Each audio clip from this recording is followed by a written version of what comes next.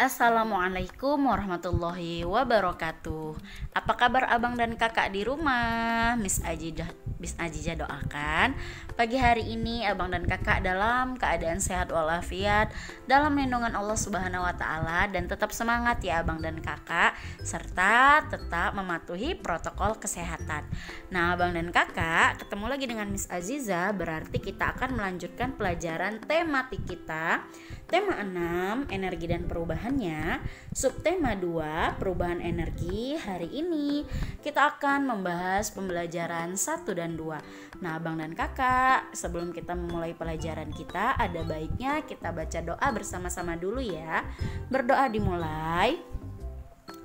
Bismillahirrahmanirrahim.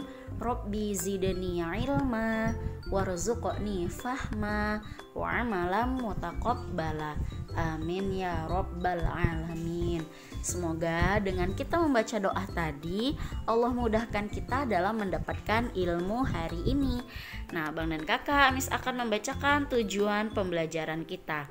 Yang pertama, agar abang dan kakak dapat mengidentifikasi informasi terkait perubahan energi dengan tepat. Yang kedua, agar abang dan kakak dapat mengidentifikasi kewajiban-kewajiban terkait perubahan energi. Dan yang terakhir, agar abang dan kakak dapat melakukan gerakan kuat dan lemah kaki dalam tari dengan tepat. Nah, itu tadi adalah tujuan pembelajaran kita ya abang dan kakak. Hari ini kita akan belajar tentang perubahan energi. Nah, apa saja perubahan energi? Mari kita simak ya dengan membaca teks. Di sini ada teks yang mana Miss akan membacakan teks tersebut. Abang dan kakak menyimak teks yang Miss bacakan ya. Oke, Miss mulai. Lani sedang membantu ibu di dapur. Lani memperhatikan kompor yang sedang menyala. Lani bertanya kepada ibu, bagaimana kompor itu dapat menyala? Kompor dapat menyala karena ada bahan bakarnya. Bahan bakar yang sering digunakan untuk kompor adalah minyak tanah dan gas. Energi pada minyak tanah dan gas adalah energi kimia. Minyak tanah diserap oleh sumbu kompor. Sumbu kompor disulut api hingga menyala. Pada saat kompor menyala, terjadi perubahan dari energi kimia menjadi energi panas. Saat kompor gas menyala, juga terjadi perubahan energi kimia menjadi energi panas. Nah, abang dan kakak, mungkin kalian belum pernah atau tidak pernah ya lihat kompor minyak ini. Nah, kompor minyak ini bahan bakarnya adalah minyak tanah ya abang dan kakak. Nah, seperti Miss Ajijah jelaskan tadi bahwa kompor minyak ini membutuhkan sumbu ya. Di dalam ini ada namanya sumbunya ya abang dan kakak. Nah, sumbu itulah yang menyerap minyak tanah ya, sehingga ada apinya ya, terjadi energi kimia ya, menjadi energi panas. Nah, kalau yang sering kalian lihat itu kompor gas ya, ada di rumah kita masing-masing. Nah, kompor gas ini tentu saja bahwasanya bahan bakarnya gas ya kan, sama-sama ya terjadi perubahan energi kimia menjadi energi panas, sehingga ya kalau kita letakkan kuali kan dia menyerap panas tuh kualinya, maka kita bisa untuk memasak, menggoreng dan lain sebagainya ya abang dan kakak. Nah, itu tadi adalah perubahan energi kimia menjadi energi panas pada kompor gas dan kompor minyak tanah. Nah, apalagi ya Miss perubahan energi? Nah, di sini kita akan lanjutkan ya bacanya. Perubahan energi juga terjadi di dalam tubuh. Makanan merupakan sumber energi kimia di dalam tubuh. Makanan tersebut diolah menjadi sari-sari makanan. Sari-sari makanan diubah menjadi energi. Karena energi inilah seluruh bagian tubuh dapat bekerja. mata, mulut, tangan, dan kaki dapat bekerja karena adanya energi. Begitu pula bagian-bagian tubuh lainnya. Energi gerak dibutuhkan saat kita melakukan aktivitas. Energi gerak tubuh berasal dari energi kimia pada makanan. Tubuh yang selalu digerakkan dengan teratur akan terjaga kesehatannya. Nah, ini ya, nampak ya kalau Benny ya, dia makan, dia memperoleh energi. Lalu energinya diolah ya. Di sini makanan kita ini diolah menjadi energi. Lalu energi itu yang bisa membuat kita bergerak. Nah, bayangkan kalau kamu tidak makan satu harian, maka kamu lemas kan Abang dan Kakak, seperti kita berpuasa. Maka tubuh kita lemas karena apa? Karena tidak ada energi, tidak ada bahan bakarnya makanan itu ya kan. Jadi kita menjadi lemas sehingga kita sulit untuk beraktivitas ya kan, sulit untuk bergerak. Nah, makanya kita dianjurkan untuk makan makanan yang sehat. Nah, apalagi ya Miss? Adakah perubahan energi yang lain? Ada. Oke, perubahan energi bukan hanya terjadi di dalam tubuh manusia. Perubahan energi dapat dilihat pada peralatan yang kita gunakan sehari-hari. Peralatan yang pasti ada di rumah kamu ya, alat-alat elektronik. Oke, yang pertama ada perubahan energi listrik menjadi energi panas. Perubahan energi ya, yang ini dapat terjadi pada setrika listrik. Saat kabel setrika diberi aliran listrik, seketika itu energi listrik berubah menjadi energi panas. Peristiwa yang sama juga terjadi pada kompor listrik dan penanak nasi listrik ya, atau rice cooker. Nah, Abang dan Kakak bisa lihat nih gambarnya nih. Ini setrika ya Abang dan Kakak. Ketika kita colokkan setrika itu ke stop kontak ya, ke aliran listrik, maka dia setrikanya menjadi panas. Nah, dari panas setrika inilah yang mampu membuat baju Abang dan Kakak rapi dan licin ya. Nah, makanya dia disebut dari energi listrik menjadi energi panas. Sama ya seperti kita memasak nasi ya, pakai magic jar, magic comb atau penanak nasi. Nah, dari dia punya listrik ya, kalau nggak dicolokkan ke listrik Miss, kira-kira nasi kita bisa mateng nggak? Nggak bisa ya kan Abang dan Kakak, kecuali kita masaknya mungkin di kompor. Nah, kalau kita pakai penanak nasi, maka harus kita colokkan dia ke listrik, kita cari aliran listriknya, lalu dia akan berubah ya dari energi listrik menjadi energi panas. Nah, itu dia. Yang kedua, yang B, ada perubahan energi listrik menjadi energi gerak. Nah, perubahan energi lainnya adalah perubahan energi listrik menjadi energi gerak. Nah, lihatlah alat-alat berikut. Ini alat-alatnya ya Abang dan Kakak. Saat menggunakan peralatan tersebut terjadi perubahan energi listrik menjadi energi gerak. Nah, Miss, kira-kira ini kan energi listrik menjadi energi gerak. Kira-kira kipas angin atau blender ini dia hanya bisa bergerak ketika ada listrik. Kalau mati lampu, kira-kira kipas angin ini bisa hidup tidak? Iya, tidak bisa hidup. Begitu juga blender ini ya Abang dan Kakak. Kalau dia tidak ada aliran listrik, maka dia tidak akan terjadi perubahan energi listrik menjadi energi gerak. Maka seperti judulnya, ini adalah perubahan energi listrik menjadi energi gerak. Kamu bisa merasakan angin dari energi listrik ya, berubah kipas anginnya jadi bergerak, makanya dia menghasilkan angin. Begitu juga dengan blender ini, misalnya kamu lagi ngejus ya, dari energi listrik ya menjadi energi gerak ya, blender ini berputar sehingga jadilah jus kamu ya dalam keadaan sesuai dengan yang kamu inginkan. Misalnya kamu lagi buat jus quinine, makanya kamu mendapatkan jus quinine-nya dari gerakan si blender ini ya Abang dan Kakak. Oke, ada lagi Miss perubahan energi Miss? Ada ya Abang dan Kakak, kita perhatikan. Nah, ini ada perubahan energi kimia menjadi energi panas. Nah, contoh perubahan energi kimia menjadi energi panas dapat dilihat pada kompor minyak tanah.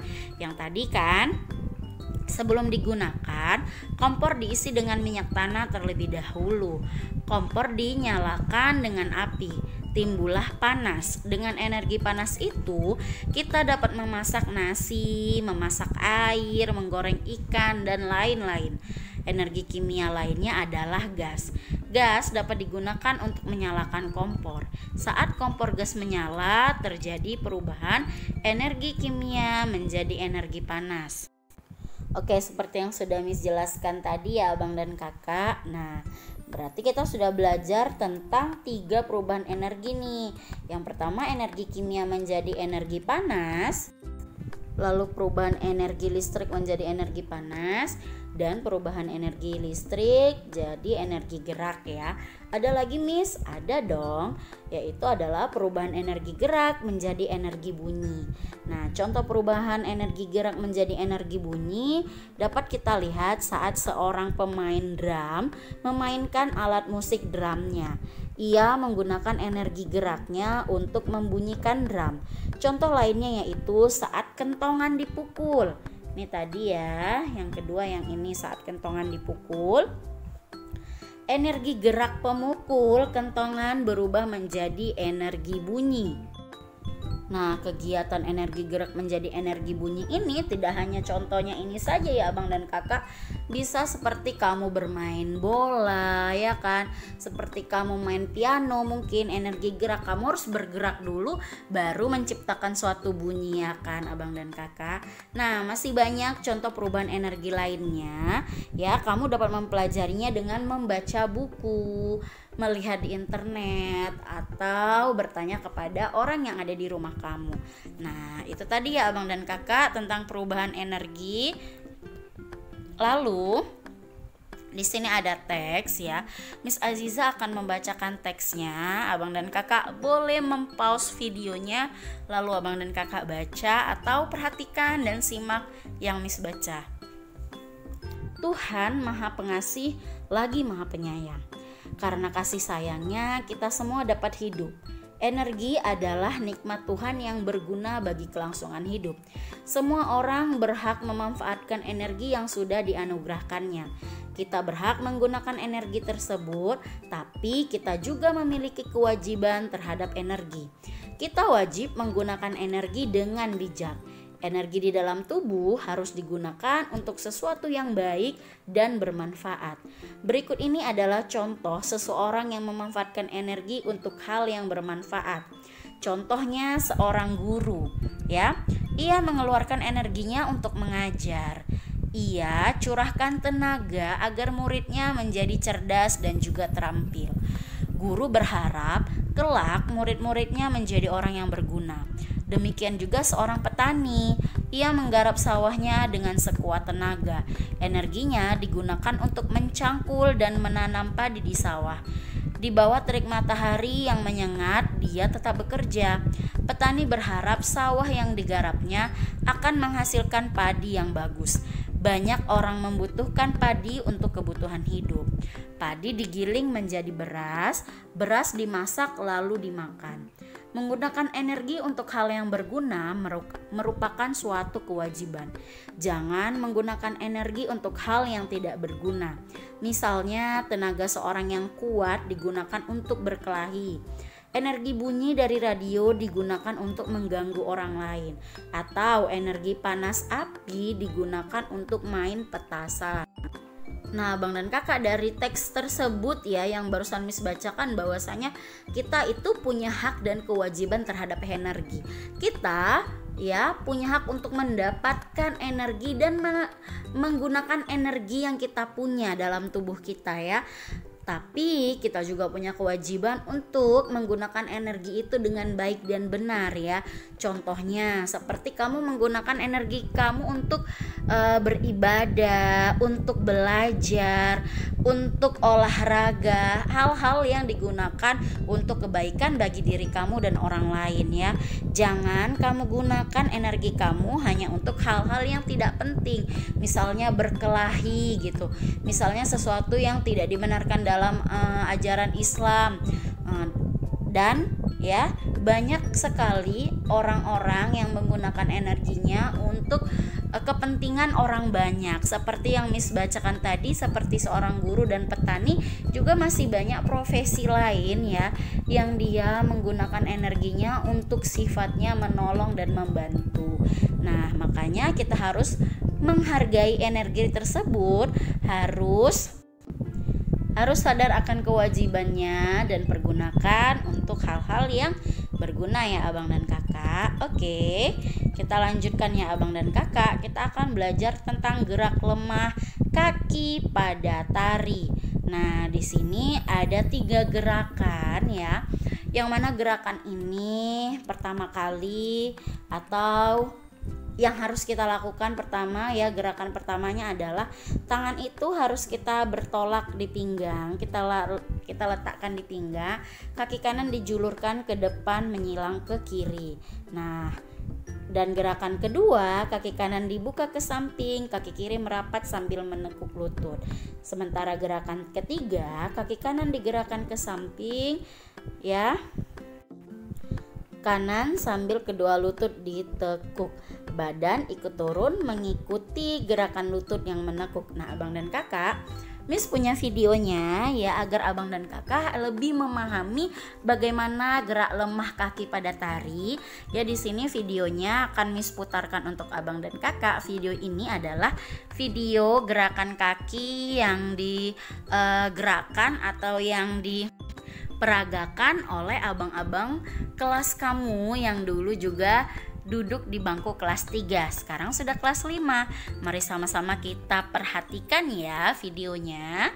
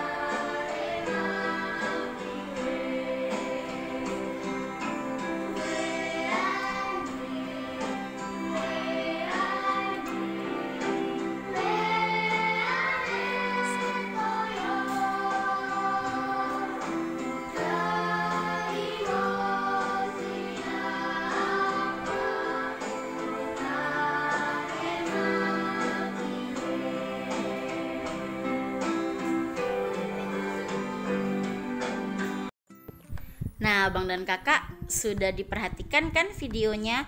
Kira-kira abang dan kakak bisa dong mempraktekannya di rumah.